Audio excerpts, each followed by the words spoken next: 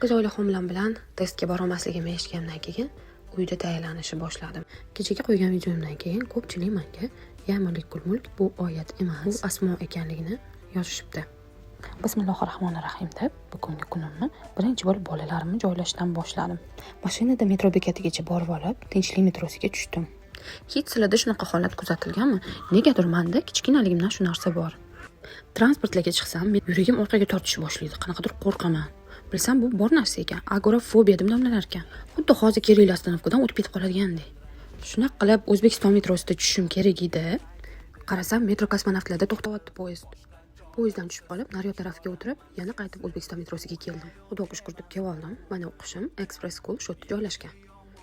Shunda O'zbekiston metrodan chiqqaningizdan keyin Nestvonni oldidan chiqasizlar. Nima qilib 20-30 metr oralig'ida E-blok keladi. Mana Express kursim shu E-blokda joylashgan.